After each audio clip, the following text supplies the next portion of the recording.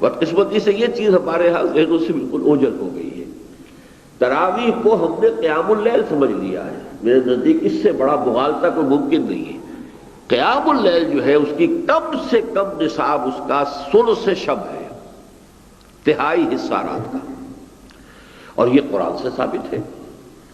جب حکم آیا ہے یا ایھا المزمل قم اللیل الا قلیلا نصفہ او انقص منہ قلیلا او زد علیہ ورتل القرآن ترتیلا، اے لحاف میں اور کمبل میں لپٹ کر لیٹنے والے صلی اللہ علیہ وسلم کھڑے ہو جاؤ، راتوں کو کھڑے رہا کرو، آدھی رات یا اس سے کچھ زیادہ یا اس سے کچھ کم۔ تو آدھی رات گویا کہ عام نصاب ہے، کچھ زیادہ کر لو تو 2/3 ہو جائے گا، آدھی سے کچھ کم ہو تو 1/3 رہ جائے گا۔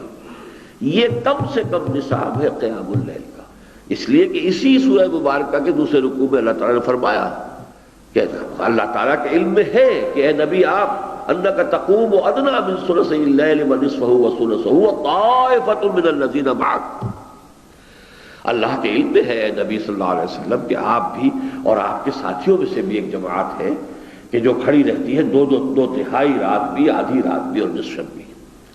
تو یہ ہے قیام اللیل کا کم سے کم جو نصاب ہے وہ ثلث اللیل ہے۔